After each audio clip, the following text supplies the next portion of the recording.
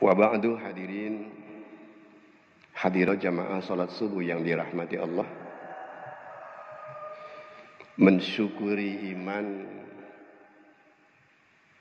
merupakan satu kesadaran bahwa iman itu satu-satunya yang harus muncul di dalam jiwa kita yang sekaligus diwujudkan dengan perbuatan. Itu yang mensyukuri, akhirnya yang namanya iman itu semakin tambah usia semakin mengkuat. Dan kalau sudah mengkuat, maka akan ada satu tugas-tugas bagi kita yang kita sadari, yang juga keuntungannya buat kita, yaitu harus merencanakan masa depan Islam, di mana anak turun kita hidup di zaman itu. Mungkin kita sudah tidak ada, karena sekarang ini kita dalam kehidupannya selalu mementingkan itu daripada yang lain. Maka akan ada kabar gembira yang insya Allah kalau kita melaksanakan untuk memunculkan Islam yang sekarang, yang bisa disaksikan atau dinikmati atau istilah yang dilaksanakan oleh anak turun kita, maka ada satu kabar gembira yang Allah sediakan untuk kita. A'udzubillahi minasyaitonirrajim. Walladzina amanu wattaba'athum dzurriyyatuhum biimanin, ya. Yang artinya, dan orang-orang yang beriman, lalu anak turunnya mengikuti orang beriman itu dengan juga beriman. Alhaqna bihim dzurriyyatahum, akan kami susulkan, akan kami himpunkan nilai yang ada pada anak turun itu menjadi nilai kita, sedangkan kita sudah tidak ada. Wa ma alatna min amalihim min syai', tidak akan mengurangi nilai yang ada pada anak turun itu lantaran kita juga dapat. Diakhiri oleh kullu mri'im bima kasaba rahin, sesuatu itu tergantung daripada usaha. Nah, ini yang harus kita munculkan, ya. Jadi kita pikirkan masa depan Islam ini, anak cucu kita ini akan seperti apa. Itu harus kita pikirkan sekarang, sehingga apa? Maka tentunya kita sudah tahu jawabannya. Langkah-langkah kita harus memunculkan ilmu-ilmu Islam itu dengan sebaik-baiknya, dengan semaksimal-maksimalnya.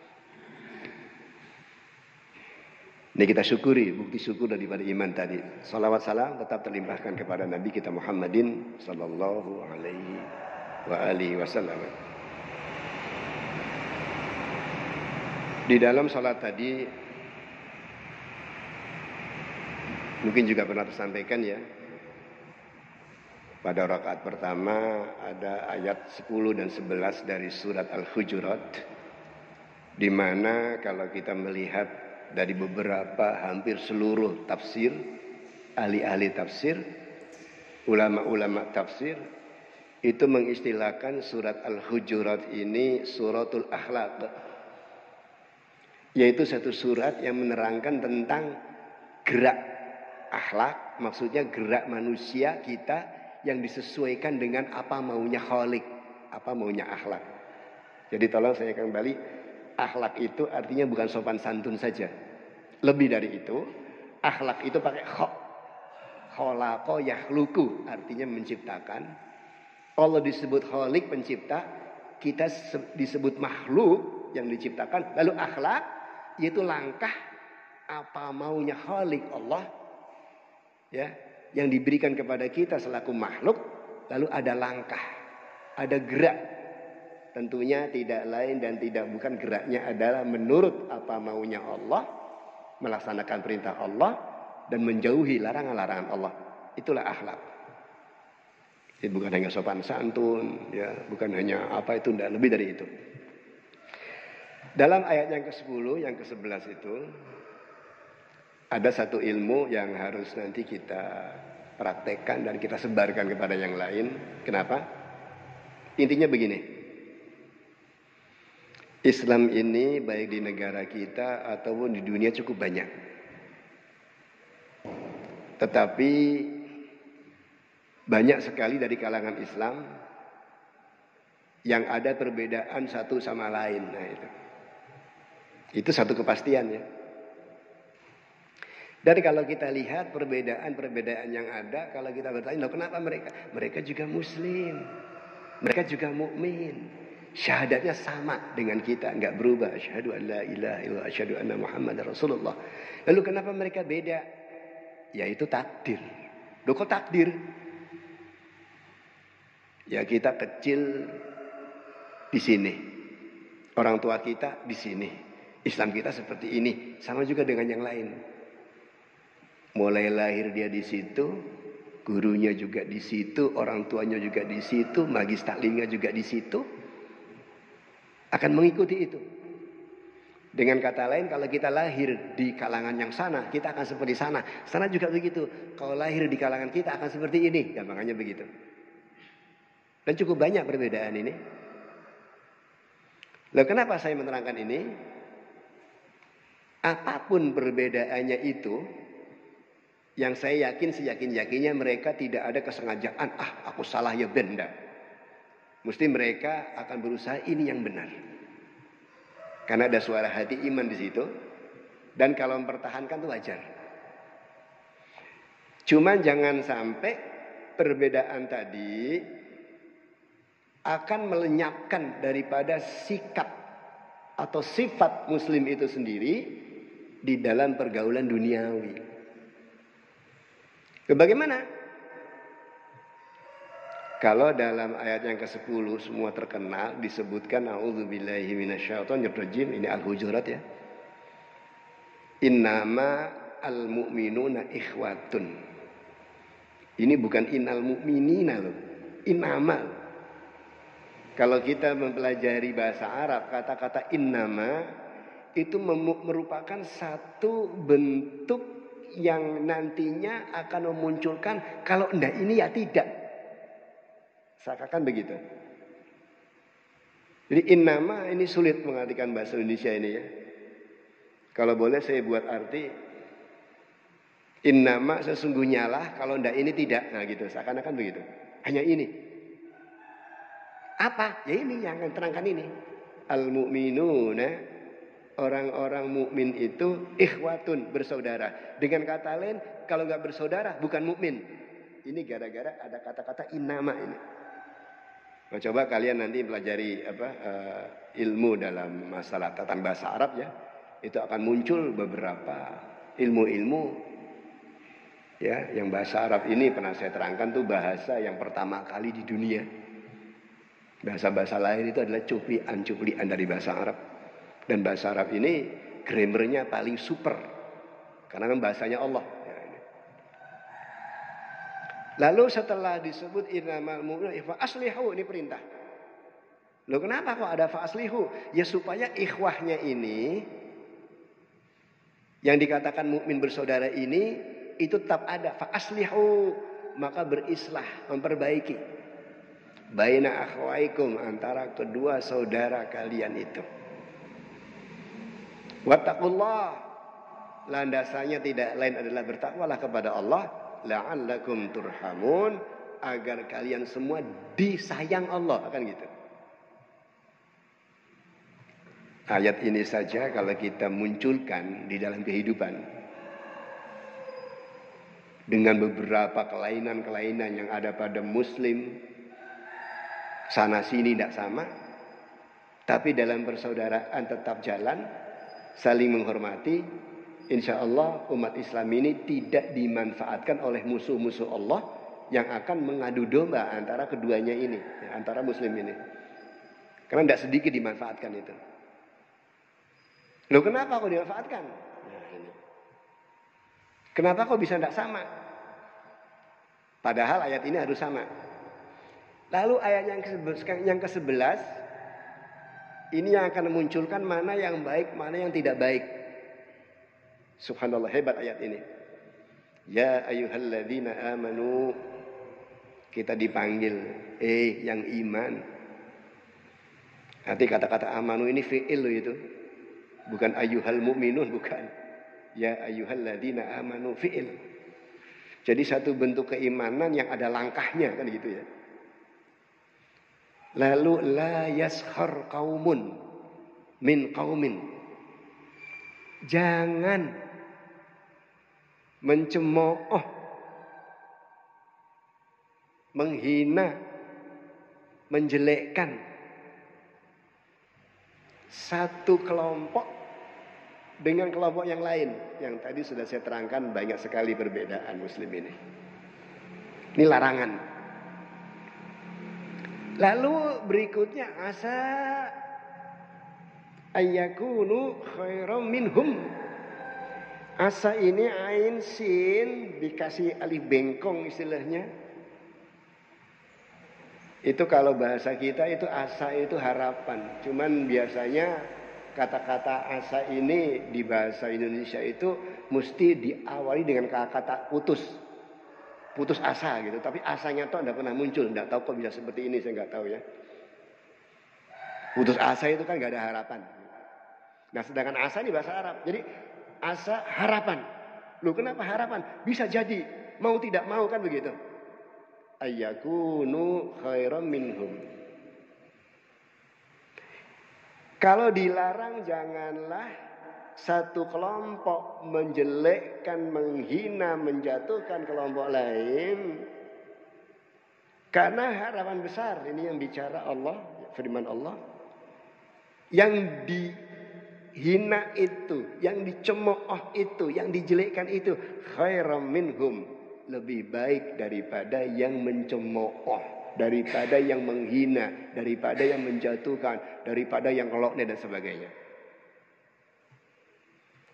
Tafsir semua menyebut dengan sepakat, disebutkan di situ al-mashhuru khairum minas sakhir. Yang dihina, yang dicemooh itu lebih baik daripada yang mencemooh. Hebat ini ayat ini. Loh kenapa yang dicemooh lebih baik? Supaya stop sampai di situ gitu loh. Nah kalau yang dicemooh itu balas lagi, yang dicemooh enggak ada, yang dihina enggak ada, yang dijatuhkan enggak ada, semua saling menjatuhkan, jelek semua, kan gitu. Ini kalau main bahasa loh ya. Luar biasa ayat ini. Jadi kalau memang sekarang itu ada dimunculkan seperti itu, ya baik di sana di sini, kalau ada cemooh kita diam aja. Jangan balas. Tapi kan untuk menyampaikan hak, nah kalau menyampaikan hak ya sudah di kita aja, ini loh hak gitu, nggak usah nyaut sana, nyaut sini, nggak usah. Kalau dari sana biar saja biar. Nah kalau ini bisa stop, maka antara Muslim satu dengan lainnya perbedaan itu akan menjadi satu. Kalau sudah menjadi satu, Islam ini akan jaya. Loh kenapa ini penting? Saya teringat. Entah sekarang sama apa enggak, saya enggak tahu ya. Waktu itu Ustadz Ahmad Yazid rahimahullah, itu beliau menyelidiki tentang terjadinya perang dunia ke-1 dan perang dunia ke-2. Ternyata diselidiki di situ bahwa 20 tahun sebelum terjadi perang dunia, itu semua lahir bayi itu laki-laki gitu. Entah sekarang enggak tahu ya. Saya dari kabar yang saya terima sekarang ini kok kebanyakan lahir bayi mesti laki-laki. Ya ada juga yang perempuan. Cuman mayoritas saya bel Jakarta, bel teman-teman yang ada di beberapa daerah mengatakan iya Ustaz, semua laki-laki kebanyakan sekarang ini. Terus saya teringat, iya. Ini kalau lihat sejarah baik perang dunia ke-1 dan ke-2, ini akan terjadi ya awalnya dari laki-laki karena yang perang laki-laki, sehingga nanti akan banyak gugur dan sebagainya. Lalu diawali oleh lahirnya laki-laki yang sekarang ini. Loh, kenapa saya terangkan seperti itu? Karena